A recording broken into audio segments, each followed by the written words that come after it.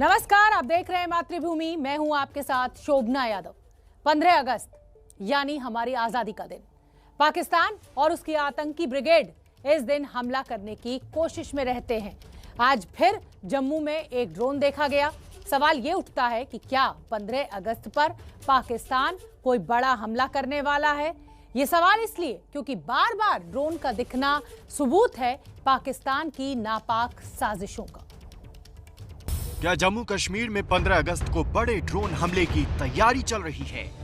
क्या 27 जून को Jammu air force station पर जो हमला हुआ उसके लिंक नए ड्रोन हमले से जुड़े हैं?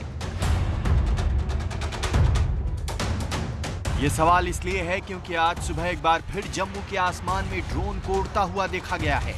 सुबह करीब 4 बजे जम्मू के सतवारी इलाके के रायपुर क्षेत्र में सैनिक छावनी के ऊपर एक ड्रोन मंडराता दिखा। हालांकि आसमान में ये ड्रोन सैनिक छावनी पर कुछ ही देर रहा, लेकिन सेना ने इस ड्रोन की जानकारी पुलिस को भी दी है। जम्मू एयरफोर्स स्टेशन पर हुए ड्रोन आतंकी हमले के बाद से लगातार ड्रोन दिखना जम्मू कश्मीर पुलिस और सुरक्षा एजेंसियों के लिए एक बहुत बड़ा चैलेंज है। चैलेंज इसलिए भी बड़ा हो जाता है क्योंकि स्वतंत्रता दिवस सामने है और ऐसे में ड्रोन के हमले की आशंका से इनकार नहीं किया जा सकता। जाहिर सी बात है, लगातार ड्रोन्स का दिखना किसी न किसी साजिश की ओर इशारा कर रहा है। हालांकि सुरक्षा एजेंसियां बेहद चौकस हैं, लेकिन अभी भी ड्रोन हमले से बचाव की सुरक्षा प्रणाली बहुत ज्यादा पुख्ता नहीं है। 15 अगस्त और लगातार दिख रहे ड्रोन्स को देखते हुए जम्मू कश्मीर के डीजीपी दिलबाग सिंह ने मंगलवार को जम्मू में एक अहम बैठक की। इसमें पुलिस के अधिकारियों सहित सेना और अर्धसैनिक बलों के भी अधिकारियों ने हिस्सा लिया। बैठक में डीजीपी दिलबाग सिंह ने यह साफ किया कि पाकिस्तान और पाकिस्तान के समर्थित आतंकी लगातार ड्रोन का इस्तेमाल भारत में खून खराबा फैलाने के लिए कर सकते हैं, जिससे निपटने के लिए न केवल अंतर्राष्ट्रीय सीमा, एलओसी और अंदरूनी इलाकों में निगरानी तेज करने की जरूरत है, बल्कि ड्रोन पर निगरानी रखने के लिए सर्विलांस की भी जरूरत इस मीटिंग में दोहराई गई। ये चिंता इसलिए भी बढ़ी है क्योंकि पिछले लंबे वक्त से पाकिस्तान की तरफ से भेजे जाने वाले ड्रोन्स की संख्या बढ़ रही है। लगातार सैन्य ठिकानों के आसपास ड्रोन देखे जा रहे हैं। साल 2019 में 167 बार, साल 2020 में 77 बार, जून 2021 तक 66 बार और पिछले 2 महीने में 12 बार ड्रोन दिख चुके हैं। ये ड्रोन न केवल जम्मू में पाकिस्तान से सटी अंतर्राष्ट्रीय सीमा बल्कि एलओसी पर भी दिखे हैं। अगर गौर किया जाए तो सबसे चौंकाने वाली बात यह है कि जितने भी ड्रोन इस हमले के बाद देखे गए हैं वो मुख्यतः एयरफोर्स स्टेशन, सैन्य ठिकानों और एलओसी और अंतर्राष्ट्रीय सीमा पर देखे गए हैं, जो अपने आप में चिंता का एक बड़ा सबब है। जाहिर है, अगर ऐसे ही लगातार ड्रोन दिखते रहे, वो भी अलग अलग सैन्य ठिकानों के आसपास, तो चिंता होनी ही चाहिए। ड्रोन के बढ़ते खतरे को देखते हुए वेस्टर्न नेवल कमांड ने बहुत बड़ा ऐलान किया है। वेस्टर्न नेवल कमांड के 3 किलोमीटर के रेंज में ड्रोन दिखते ही मार गिराने के आदेश दिए गए हैं। 3 किलोमीटर के इलाके में प्राइवेट हवाई जहाज को उड़ाने पर भी रोक है।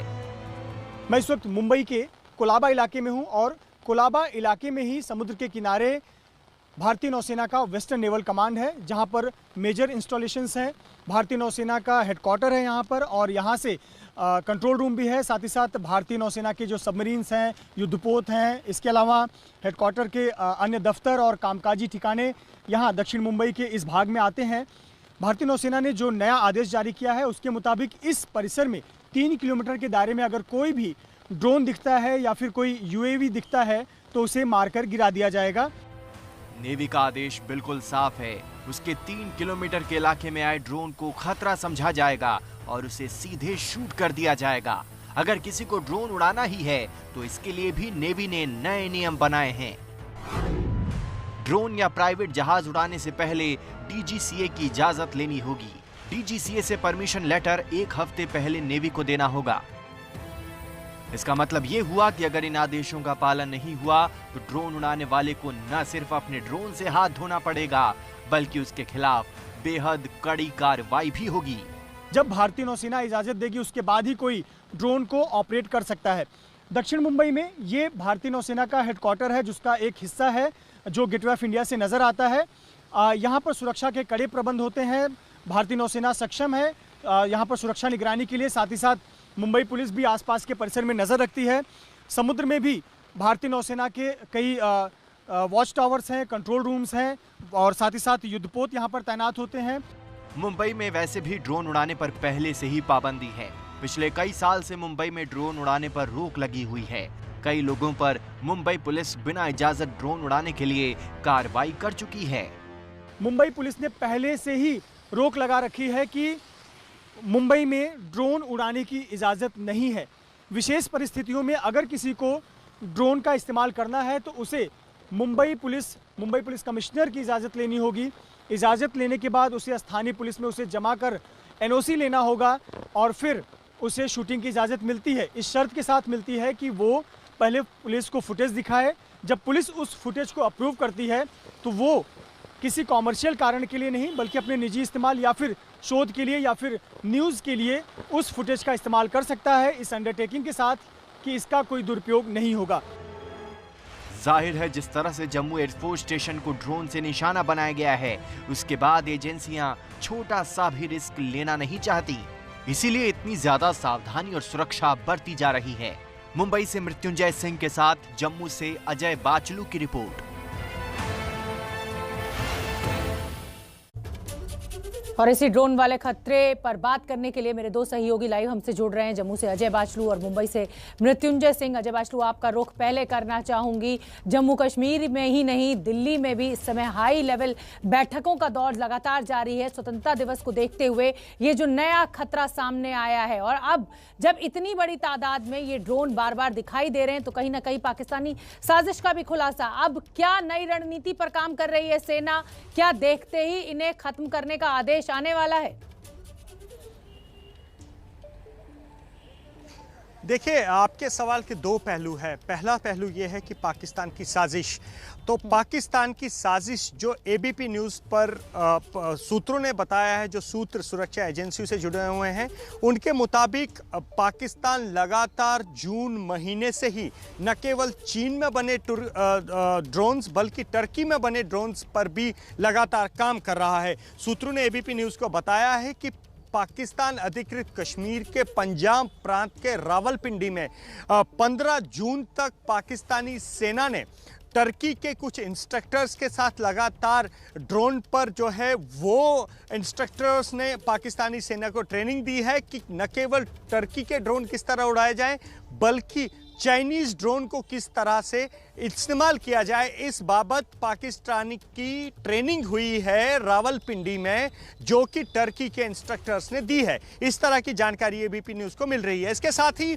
लगातार एबीपी न्यूज़ को ये भी जो खुफिया एजेंसियां इस जांच में लगी हैं कि जम्मू के एयरफोर्स स्टेशन पर जो हमला हुआ है, उन्होंने एबीपी न्यूज़ से ये बड़ा खुलासा किया है कि पाकिस्तान अपना एक बड़ा बजट आने वाले दिनों में ड्रोन्स के लिए रख सकता है और ड्रोन्स के लिए रखा है।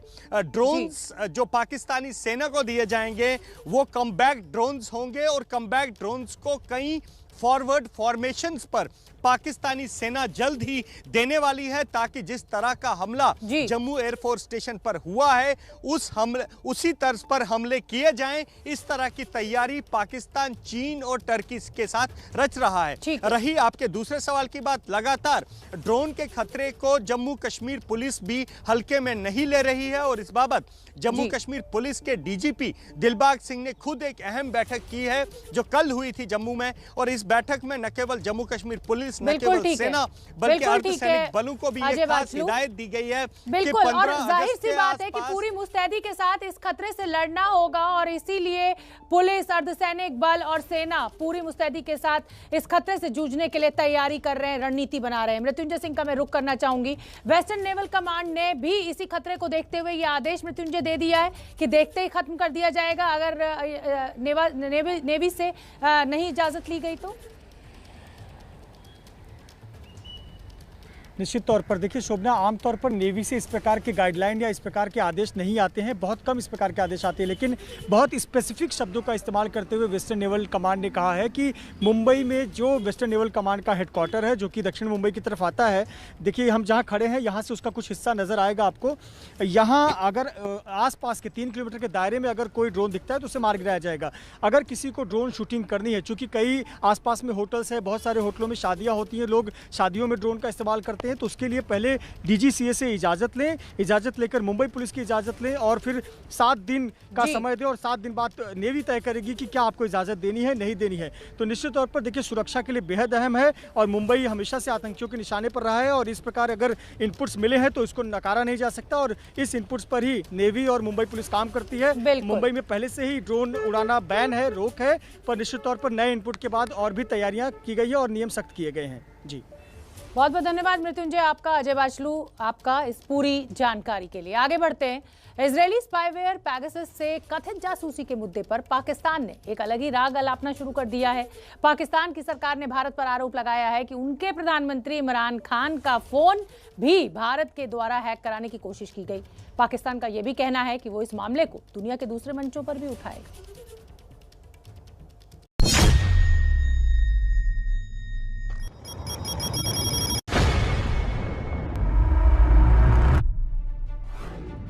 भारत को बदनाम करने के लिए पाकिस्तान ने चली एक और चाल।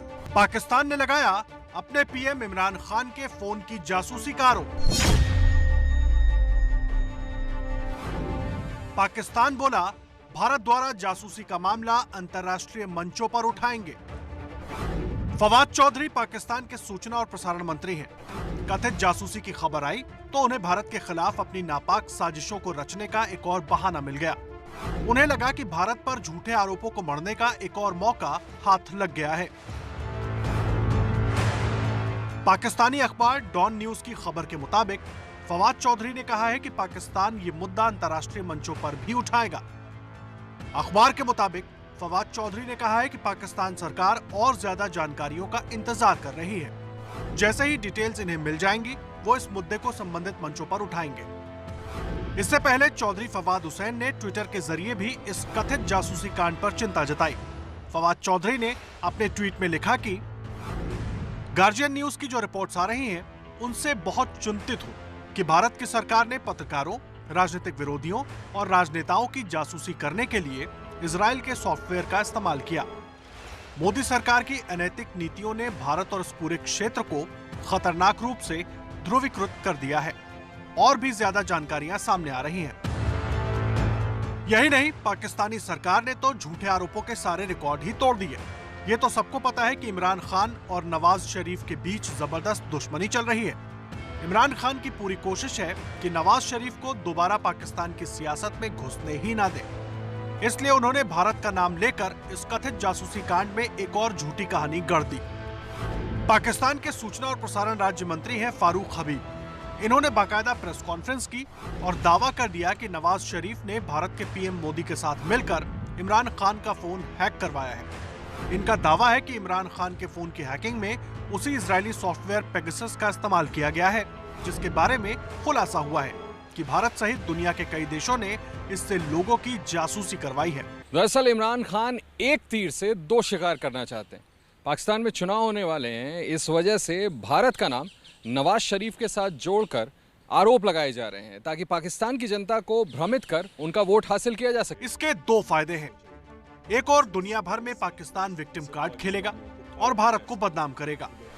दूसरा, भारतीय पीएम मोदी के साथ नवाज शरीफ का नाम जोड़कर पाकिस्तानी जनता के दिमाग में ये बात बिठा दी जाएगी कि वो गद्दार हैं, क्योंकि इमरान खान और उनकी पार्टी लगातार नवाज शरीफ पर गद्दार होने का आरोप लगा रही है। आपको बता दें कि वॉशिंगटन पोस्ट और द गार्जियन ने खुलासा किया है कि भारत में 1000 से ज्यादा फोन नंबर्स को सर्विलांस लिस्ट में डाला गया था। इमरान खान सहित दूसरे पाकिस्तानी नंबर भी सर्विलांस लिस्ट में थे। खुलासे में यह नहीं बताया गया कि इमरान खान का फोन हैक हुआ था या नहीं। यानी किसी ने भी इस बात की पुष्टि नहीं की है कि इमरान खान का फोन हैक हुआ था।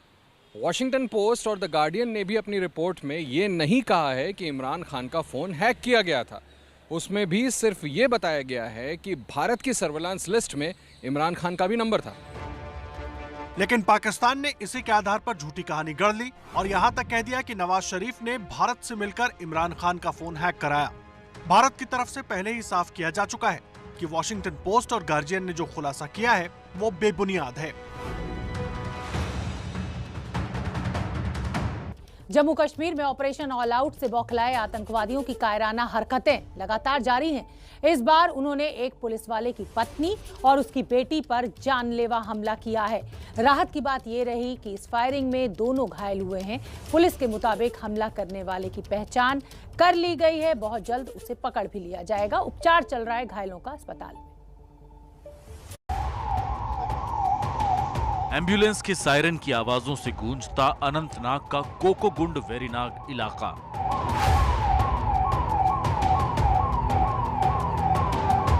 अस्पताल में स्ट्रेचर पर घायलों को लेकर भागते लोग।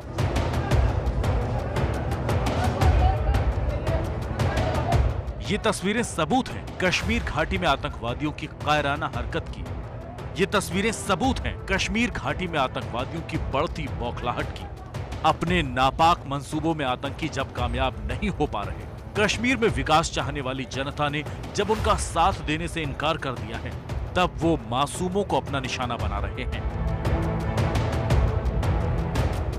आतंकियों की हर चाल को सुरक्षा बल जब नाकाम कर उनका सफाया कर रही है, तब आतंकियों ने महिलाओं और बच्चियों को निशाना बनाना शुरू कर दिया है। स्ट्रेचर पर घायल पड़ी ये दोनों महिलाएं आतंकियों के कायराना हमले का शिकार हुई। शाम को कोकागुंड के वेरीनाग में पुलिस कर्मचारी सजाद अहमद मलिक के घर पर आतंकवादियों ने हमला कर दिया और फायरिंग की। इस आतंकी हमले में उनकी पत्नी नाहिदा और बेटी महिदा को गोली लगी। फौरन घायलों को अस्पताल में भर्ती करा दिया गया है। आतंकियों ने घात लगाकर ये हमला उस वक्त किया जब सजाद अहमद मलिक अपने घर पर नहीं थे। पुलिस के मुताबिक कुछ आतंकियों ने उनके अनंतनाग के कोकागुंड वेरीनाग में मौजूद घर पर हमला किया, फायरिंग शुरू कर दी, जिसमें उनकी पत्नी और बेटी दोनों घायल हो गई। हमले के बाद आतंकी भाग गए। राहत की बात यह रही कि दोनों को फौरन अस्पताल पहुंचाया गया, जहां उनका इलाज चल रहा है। पुलिस के मुताबिक हमला करने वालों में से एक की पहचान हो चुकी। चश्मदीदों से मिली जानकारी के मुताबिक पुलिस वाले की पत्नी और बेटी पर आतंकी मुफ्ती अल्ताफ ने फायरिंग की। मुफ्ती अल्ताफ आतंकी संगठन लश्कर-ए-तैयबा का आतंकी है। मुफ्ती अल्ताफ नाथीपीरा दोरू का रहने वाला है। पुलिस मुफ्ती अल्ताफ सहित उसके दूसरे साथियों की तलाश में जुट गई। उम्मीद यही की जा रही है कि बहुत जल्द इन्हें पकड़ लिया जाएगा। ऑक्सीजन की कमी से कोई मौत न होने वाले जवाब के लिए केंद्र सरकार को घेर रही दिल्ली सरकार का झूठ अब सामने आ गया है। दिल्ली सरकार ने खुद हाईकोर्ट में दावा किया कि उसके यहाँ ऐसी कोई मौत नहीं हुई। मई में हाईकोर्ट में दाखिल जवाब में दिल्ली सरकार ने कहा था कि दिल्ली में ऑक्सीजन की कमी से कोई मौत नहीं हुई है। दिल्ली सरकार ने अपनी 4 सदस्यीय कमेटी की रिपोर्ट कोर्ट में पेश की थी। इसमें कहा गया था कि जिन अस्पतालों ने कमेटी के सवालों का जवाब दिया, उन्होंने ऑक्सीजन की कमी से कोई मौत न होने की बात कही। सिर्फ जयपुर गोल्डन अस्पताल में 23 से 24 अप्रैल की रात 21 मरीजों के मरने की बात सामने आई थी, लेकिन मरीजों की केस शीट देखकर पता चला कि ऐसा नहीं हुआ है। ये सभी मरीज पहले से गंभीर हालत में थे, उन्हें दूसरी बीमारियां भी थी, उन्हें अंत तक ऑक्सीजन मिल रहा था। मौत की वजह ऑक्सीजन की कमी नहीं थी। मृतकों के रिश्तेदारों ने दिल्ली सरकार के इस जवाब का हाईकोर्ट में विरोध किया है। मामला अभी भी कोर्ट में लंबित है। तो हाईकोर्ट में खुद दिल्ली सरकार कह रही है कि ऑक्सीजन की कमी से कोई मौत नहीं हुई और केंद्र सरकार के बयान पर उसको लगातार घेर रही है। अभिनेत्री शिल्पा शेट्टी के पति राज कुंद्रा के खिलाफ एक के बाद एक सबूत सामने आ रहे हैं। पूछताछ के बाद पुलिस ने कुंद्रा पर शिकंजा कसना शुरू किया तो कई खुलासे सामने आए। राज कुंद्रा जिस पोर्नोग्राफी मामले में गिरफ्तार हुए हैं, इस पूरे मामले में मुंबई पुलिस ने अब तक करीब 7 करोड़ 31 लाख की रकम अलग अलग बैंक अकाउंट्स में फ्रीज की है। यास्मीन खान उर्फ रोआ खान के हॉट हिट एप्लीकेशन के अकाउंट में 34,90,000 रुपए फ्रीज किए गए हैं। पोर्नोग्राफी फिल्म बनाने वाली राज कुंद्रा की कंपनी कैनरिन के भारत में प्रतिनिधि उमेश कामत के 2 बैंक अकाउंट से 6,000 के करीब रुपए फ्रीज किए गए हैं। पॉर्न फिल्म में काम करने की आरोपी एक्ट्रेस गहना वशिष्ठ के 3 खातों से करीब 37 लाख रुपए फ्रीज किए गए हैं। तो मुंबई पुलिस की क्राइम ब्रांच का शिकंजा लगातार राज कुंद्रा एंड कंपनी पर बढ़ता हुआ, उनके तमाम जो खाते हैं जिसमें ये मनी ट्रांजैक्शन हुआ था उनको फ्रीज किया जा रहा है। 7 करोड़ 31 लाख की रकम के जो खाते हैं लगभग उनको फ्रीज किया गया है। पूछताछ के बाद जो खुलासे हो रहे हैं वो काफी चौंकाने वाले हैं। तो ये जो खुलासे सामने हो रहे हैं वो चौंकाने वाले हैं। एबीपी न्यूज की टीम को जो जानकारी मिली है उसके मुताबिक कई राज सामने आए हैं। पॉर्न मामले में राज कुंद्रा के प्लान बी का अब खुलासा हुआ है। पुलिस पूछताछ के बाद हॉटशॉट ऐप बंद होने के बाद नया ऐप लाने की तैयारी में थी ये कंपनी। बोलीफेम नाम से नया ऐप लाने की तैयारी थी। बोलीफेम से अश्लील कंटेंट के लाइव प्रसारण को करना चाहता था राज कुंद्रा। राज कुंद्रा के व्हाट्सएप चैट से ये खुलासा हुआ है। पॉर्न कंटेंट से कुंद्रा की कमाई का भी खुलासा हुआ है। पुलिस ने पॉर्न मामले में 7 करोड़ 31 लाख रुपए फ्रीज किए हैं। कुंद्रा के कई सहयोगियों के अकाउंट्स फ्रीज किए गए हैं। 23 जुलाई तक पुलिस हिरासत में है राज कुंद्रा। पॉर्न फिल्म मामले में सोमवार को गिरफ्तारी हुई थी और उसके बाद से ही ये तमाम बड़े खुलासे हो रहे हैं। हमारे साथ 2 सहयोगी जुड़ रहे हैं, मुंबई से जितेंद्र दीक्षित और मृत्युंजय कुमार। जितेंद्र, जिस तरीके से नए नए फैक्ट्स जो हैं वो रोजाना सामने आ रहे हैं, खातों को फ्रीज कर दिया गया है और कुछ क्या निकल कर आ रहा है पूछताछ में?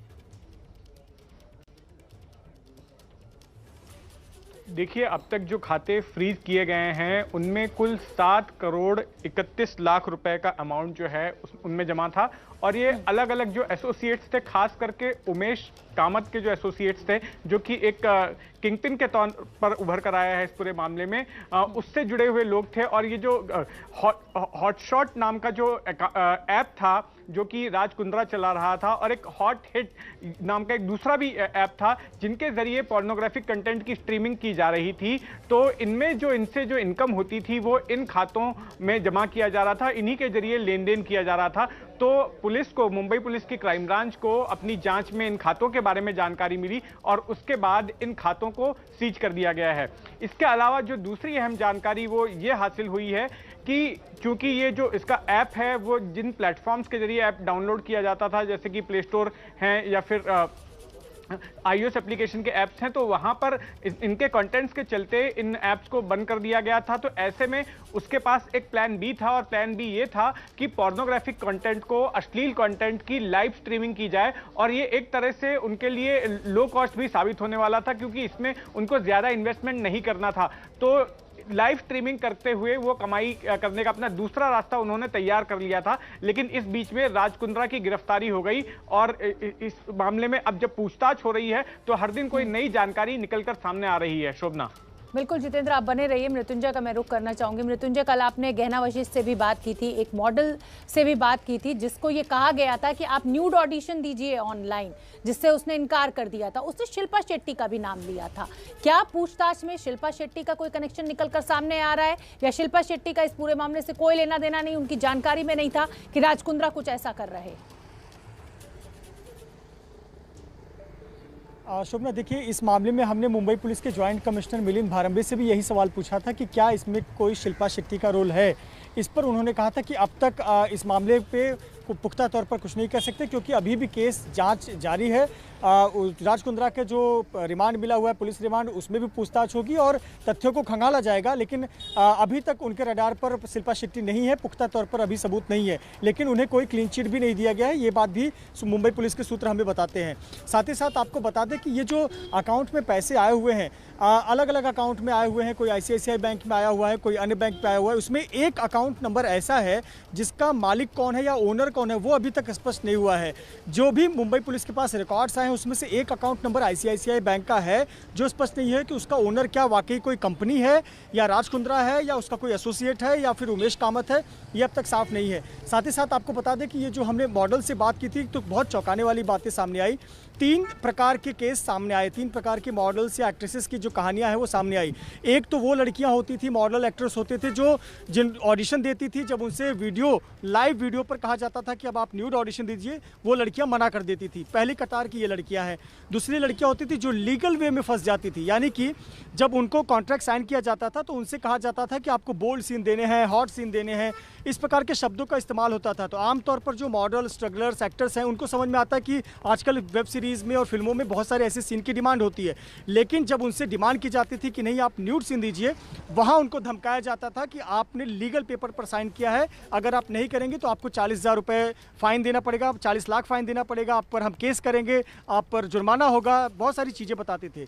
और तीसरा जो मामला आता था, उन लड़कियों को कहा जाता था, स्ट्रगलर्स, एक्टर्स, मॉडल्स को, कि आपका जो ये फेस है हम फेस ब्लर करने वाले हैं, ये जो वीडियो है यहाँ इंडिया में प्रसारित नहीं होने वाला है, यह यूएस और यूके में प्रसारित होगा, और साथ ही साथ बॉडी डबल का हम इस्तेमाल करेंगे, यानी शरीर आपका होगा, चेहरा किसी और एक्टर का होगा। ये बातें बताकर उनको बहला फुसलाकर काम किया जाता था, ऐसा भी आरोप है। तो ये 3 प्रकार की थियरीज भी सामने आई है जिस पर मुंबई पुलिस काम करी। आपको बता दें कि ऐसे ही बहुत सारे मॉडल्स और एक्टर्स की गवाही के आधार पर गिरफ्तारियां भी हुई हैं। अब फिलहाल जो बैंक अकाउंट है उसको खंगालने का काम चल रहा है, लेकिन निश्चित तौर पर आने वाले दिनों में ये कुछ और भी खुलासे हो सकते हैं, विशेष तौर पर पैसे को लेकर, ट्रांजैक्शन को लेकर नए खुलासे भी हो सकते हैं। जी बिल्कुल मृत्युंजय, ये तो बेवकूफ़ बनाने वाली बात हो गई कि आपने उन स्ट्रगलर एक्टर एक्ट्रेसेस को डराया, धमकाया, बेवकूफ़ बनाया और इस तरीके से फिल्में शूट करी। मेरा सवाल आपसे ये है मृत्युंजय कि जो ये लड़कियां सामने आई हैं, लगभग कितनी इनकी संख्या होगी? कुछ ऐसी लड़कियां भी होंगी जिनको डरा धमकाकर इस तरीके के वीडियोस शूट कर लिए गए होंगे, तो क्या उनकी तरफ से भी कोई इंडिपेंडेंट मुकदमा दर्ज हुआ है मुंबई के किसी थाने में, या सारे मामले अब क्राइम ब्रांच ही हैंडल कर रही है? शोभना, देखिए ये जो पूरा मामला है, ये मामला वीडियो शूटिंग का, जो पूरा पॉर्न फिल्म बनाने का केस था, ये 2019 से चल रहा था। लेकिन धीरे धीरे जैसे जैसे समय बीतते गया, कोरोना लॉकडाउन के समय बहुत सारे एक्टर्स बेरोजगार हो गए, उनके पास प्रोजेक्ट्स नहीं थे, घर चलाने के लिए पैसे नहीं थे। ऐसे एक्टर्स को अप्रोच किया गया, उसी में से कुछ एक्टर्स ने अपनी बातें मुंबई पुलिस के माध्यम से रखी, मुंबई पुलिस को बताई, उसके लिए किसी का माध्यम चुना, और तब खुलासा हुआ कि एक ऐसा रैकेट काम कर रहा है जिसके पीछे बहुत प्रभावशाली लोग हैं, जिन्होंने करोड़ों रुपए इन्वेस्ट किए हुए हैं और एक बड़े व्यापक तैयारी से चल रहा है। ये कहने के लिए तो इसका नाम लंदन में बेस्ड है, लेकिन इसका जो शूट है, इसका जो ग्राउंड है, जमीन, वो मुंबई में चल रहा है, मुंबई के मढ़ इलाके में चल रहा है। तो इस आधार पर पूरे केस का खुलासा हुआ था और अब ये मामला यहाँ तक बढ़ा हुआ है। जी बिल्कुल ठीक है। जितेंद्र, आपका, मृत्युंजय, आपका बहुत बहुत धन्यवाद इस पूरी जानकारी के लिए। कुंद्रा 8 साल पहले भी आईपीएल में स्पॉट फिक्सिंग को लेकर गिरफ्तार हुए थे, कभी बिटकॉइन स्कैम में तो कभी धोखाधड़ी के आरोप में उनका नाम आता रहा है, लेकिन इस बार मुंबई पुलिस को उनकी हरकतों का पूरा रोड मैप मिल गया है और वो रोड मैप जो है वो पूछताछ में सामने आ रहा है।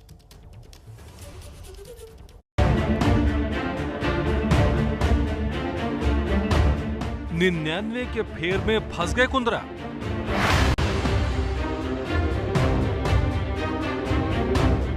पैसे के लालच में डूबी नैया। 2016 में राज कुंद्रा से अपने कॉमेडी शो में कपिल शर्मा ने मजाक मजाक में ऐसा सवाल पूछ लिया जिसे आज पुलिस पूछ रही है, पर व्हाट्सएप चैट के जरिए कुंद्रा की कमाई का राज अब खुल रहा है। अश्लील वीडियो केस में जांच के दौरान सामने आया एच अकाउंट्स ग्रुप का राज। एच अकाउंट्स ग्रुप को राज कुंद्रा ने ही बनाया था। इस ग्रुप में अश्लील वीडियो से होने वाली कमाई और उसके एक्टर्स को दी जा रही पेमेंट की चर्चा की जाती थी। बताया जाता है कि इस एच अकाउंट ग्रुप का जो एडमिन है वो राज कुंद्रा थे, उसमें और भी लोग हैं, जिसमें राज कुंद्रा डेली अपडेट्स लेते थे कि जो अपना बिजनेस चल रहा है उसमें कितना नुकसान हुआ है या फिर कितना मुनाफा हुआ है, कौन से वीडियो को कम व्यू मिला है, कौन से वीडियो को व्यू कम मिला है तो क्यों मिला है। ये सारे स्क्रीनशॉट अब पुलिस की जांच का हिस्सा हैं। राज कुंद्रा का पूरे मामले से कनेक्शन देखिए। उमेश कामत राज कुंद्रा का पूर्व पीए रहा है। पुलिस ने अदालत में कहा कि उमेश कामत ने ही राज कुंद्रा का नाम बताया।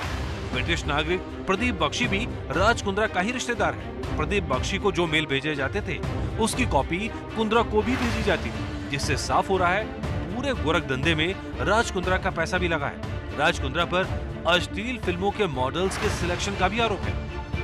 ये आरोप लगाया खुद एक मॉडल ने। सामने 3 व्यक्ति थे, तो वो कौन लोग थे? आप किसी की पहचान कर पाई? किसके जैसे दिखते थे? जो बीच में बैठे थे वो आई मीन वो कंप्लीट राज कुंद्रा ही थे। कंफर्म हूँ मैं इस बात के लिए। कोर्ट में पुलिस ने कहा राज कुंद्रा अपने ऐप हॉटशॉट के जरिए अश्लील वीडियो डीलिंग कर रहे थे। कुंद्रा नियमित रूप से इस ऐप के वित्तीय लेनदेन के बारे में अपडेट ले रहे थे। यानी अगर कमाई पर खुद नजर रखने का लालच ना होता तो इस केस में कुंद्रा का नाम जुड़ना मुश्किल था। राज कुंद्रा के पिता लंदन में बस कंडक्टर थे, माँ भी एक दुकान में काम करती थी। गरीब परिवार से आकर कुंद्रा ने नेपाल की पश्मीना शॉल विदेशों में बेचना शुरू किया और फिर क्या ये बिजनेस चल निकला। इसके बाद उन्होंने दुबई में ट्रेडिंग कंपनी बनाई जिसमें मेटल, कंस्ट्रक्शन, माइनिंग और ग्रीन रिन्यूएबल प्रोजेक्ट्स की डील करने लगे। इसके बाद उन्होंने फाइनेंस और बॉलीवुड फिल्मों के प्रोडक्शन और यहाँ तक कि आईपीएल में भी हाथ आजमाया। अपने जीवन में राज कुंद्रा ने जो चाहा वो पाया है। इसी कामयाबी के दम पर उन्होंने शिल्पा शेट्टी से धूमधाम से शादी की। हालांकि 2005 में उनकी पहली शादी हुई थी, 2007 में तलाक हुआ और 2009 में शिल्पा शेट्टी राज कुंद्रा की जीवन साथी बनी। हालांकि इस दौरान राज कुंद्रा पर स्पॉट फिक्सिंग से लेकर धोखाधड़ी के कई संगीन आरोप लगे। इस बार मामला और भी गंभीर है। बताया जा रहा है कि पुलिस ने 6 महीने तक सबूत इकट्ठा करने के बाद अश्लील वीडियो केस में कार्रवाई की है। हालांकि पुलिस को अब अदालत के सामने अपने आरोपों को साबित करना होगा। मुंबई से सूरज ओझा और रवि जैन के साथ जितेंद्र दीक्षित की रिपोर्ट। वो तस्वीरें दिखा रहे हैं जहां लोग बकरीद की एक दूसरे को बधाई दे रहे हैं। कई जगहों पर हालांकि कोरोना नियमों की अनदेखी भी देखने को मिली।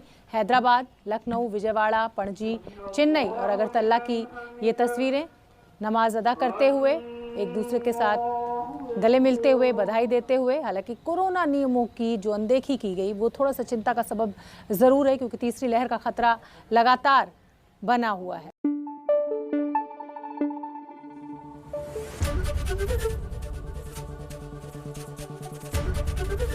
एबीपी न्यूज आपको रखे आगे।